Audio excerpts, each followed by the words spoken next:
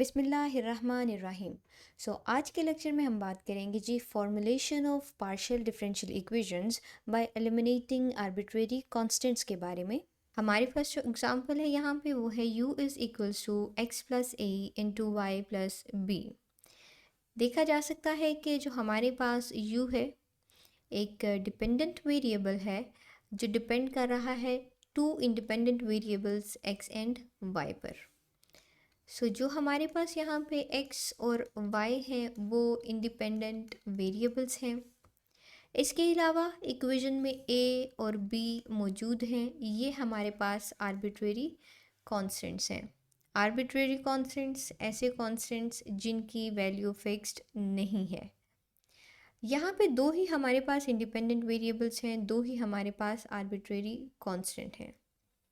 Previous lecture में जो हमने पढ़ा था formulation of partial differential equation के बारे में, उसमें 3 केसेस स्टडी किए थे, जिनमें से फर्स्ट केस ये था कि जब हमारे पास नंबर ऑफ आर्बिट्रेरी कांस्टेंट्स किसी भी गिवन रिलेशन में या फिर इक्वेशन में इक्वल होते हैं, like number of arbitrary constant और नंबर ऑफ इंडिपेंडेंट वेरिएबल जब इक्वल होते हैं तो जो हमारे पास पार्शियल डिफरेंशियल इक्वेशन बनती है after eliminating these arbitrary constant वो यूनिक होती है। यूनिक का मतलब सिर्फ एक पार्शियल डिफरेंशियल इक्वेशन हमें ऑब्टेन होगी।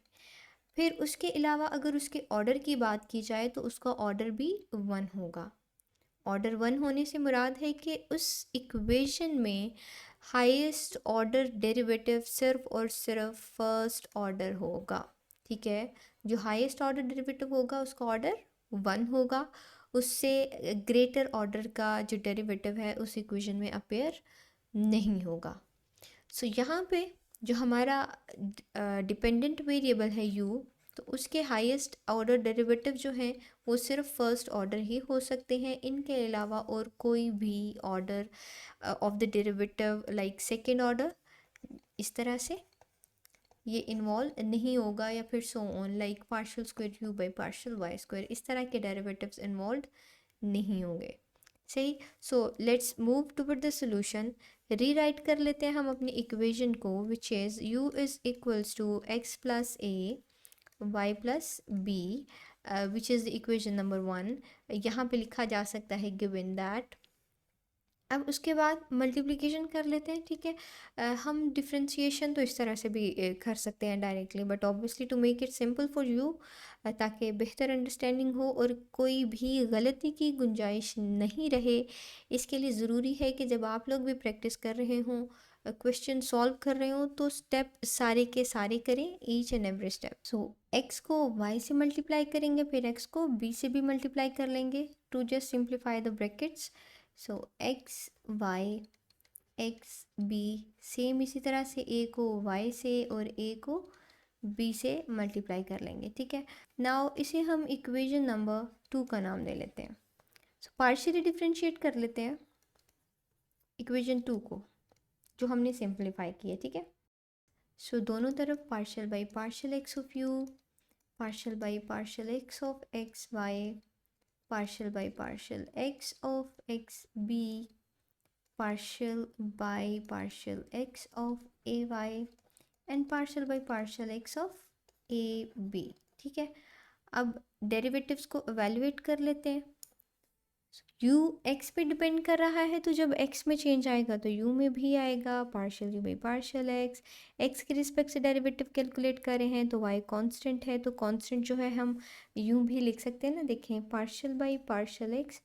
कांस्टेंट यहाँ पे लिख लिया डेरिवेटिव ऑफ x। ठीक है, 1, तो 1 dot y is equals to y।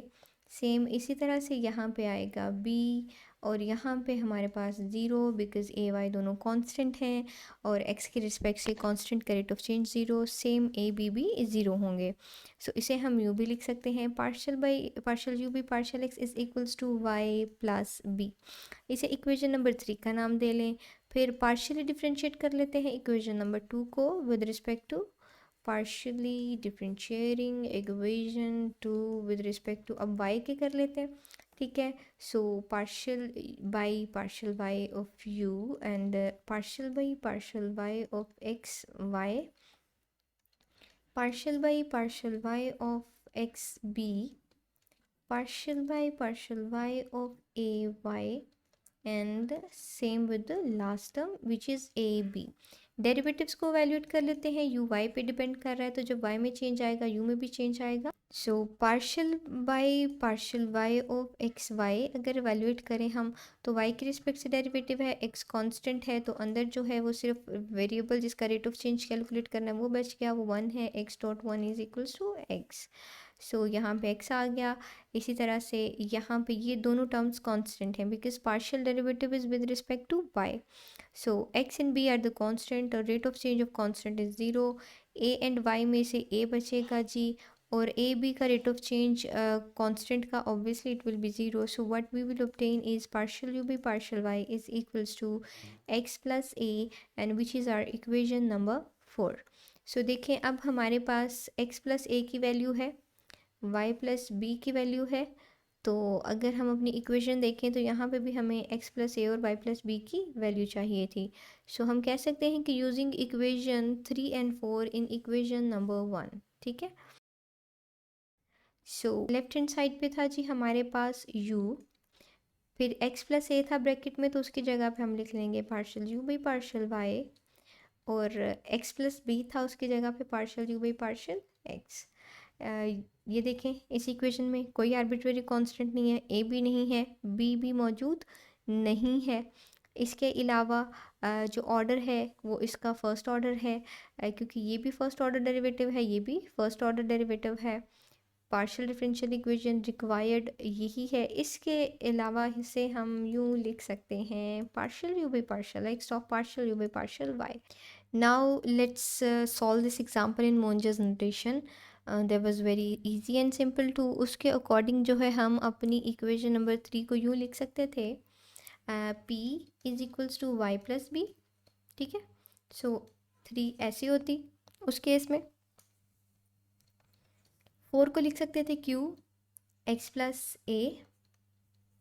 जब यूज़ करते तो यहाँ पे होता जी u is equals to q dot sorry p. यूँ भी लिख सकते थे u is equals to p q. That's it. So this is the required equation in Monge's notation and this is the required PDE without arbitrary constant in partial derivatives notation.